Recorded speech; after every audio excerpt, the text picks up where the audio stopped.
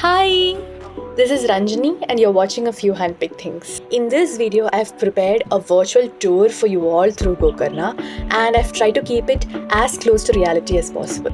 For those of you who wish to plan a trip, I have written this comprehensive blog post with all the details you need to visit Gokarna. I'll give the link to the blog post in the description below. This is my first travel video, so it would surely mean a lot to me if you could give me your feedback. So please watch and let me know. We had booked a bus from Bangalore to Gokarna, which reached in about 11 hours, and we had booked a cottage through Airbnb, which is very close to Kudle Beach. This is the way we took to Kudle Beach from our room, and this is such a beautiful path. There are two things that I love about Gokarna. The first one is that the forest is right next to the beaches, and if you want to get from one beach to the next, you have to trek through the forest trail. On the first day, we went to Kudle Beach, sat there for some time, and then we went to Om Beach, and from there we trekked to Half Moon Beach. The thing about Half Moon Beach and Paradise Beach is that you cannot reach these places through transportation. You have to trek. So it's advisable that you go to Half Moon Beach and Paradise Beach before the sun sets so that you can get back through the forest trail. These treks aren't difficult, but you tend to lose your way and take longer time if you don't have a guide with you.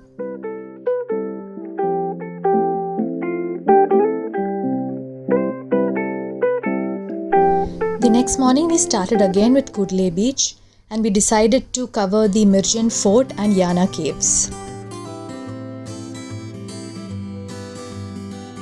We got two-wheelers for rent at very reasonable prices, but we were told that during peak season the prices shoot up like anything, so it's always better to book in advance.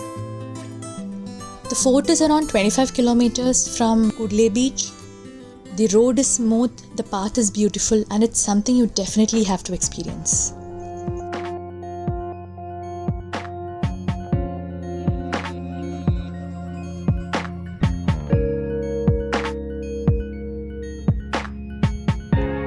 Yana Caves is around 30 kilometers from Mirjan Fort, and once you reach there, you have to trek for about 1.5 kilometers to reach the caves.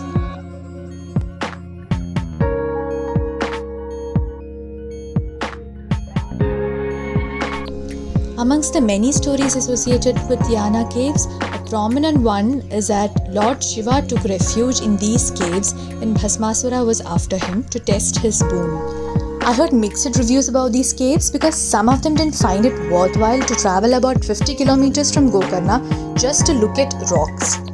But if you're someone who enjoys long, cold roads with trees on both sides, if you're fascinated by rock formation, the silence and tranquility that caves offer, and if you love being close to nature, you must pay a visit to Yana Caves because it's a whole package of experience.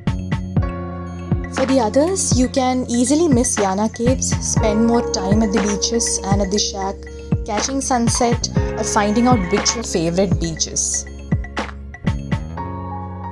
Now let me tell you about the time we got lost. We had missed Paradise the previous day, so we decided to get to Paradise Beach after Yana Caves. A guy pointed us in one direction. We took off in that direction, but here is where we got lost. But once we decided to stop seeking Paradise Beach and the sunset, we realized that we were in a very picturesque location and we decided to just sit there and enjoy the view.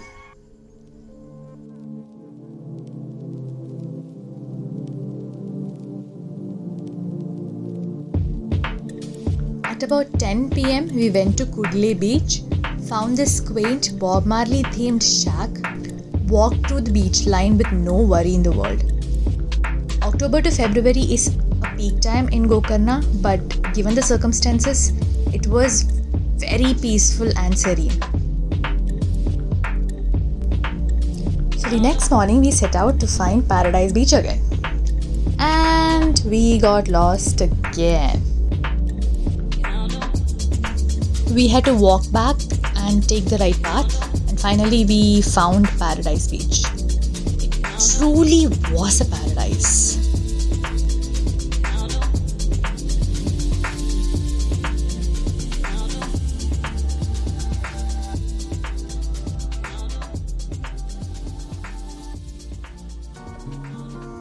I cannot stress enough about the bike rides because you have wonderful views wherever you decide to go. If the road towards Yana Caves reminded me of Atrapalli, the road towards Paradise reminded me so much of Fort Kochi.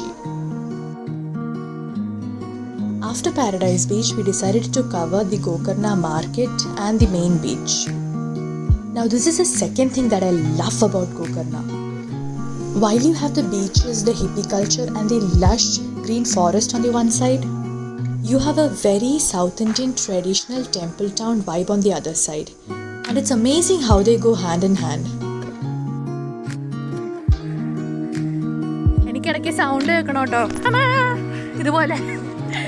I can assure you one thing.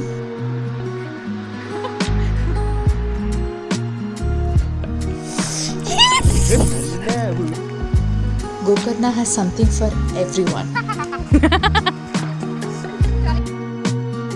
I'd really hope that you enjoyed this trip with me. If you got a glimpse of the soul of Gokarna through my video, please leave a comment. You can find the details of the food, stay and itinerary on my blog, whose link I have given below.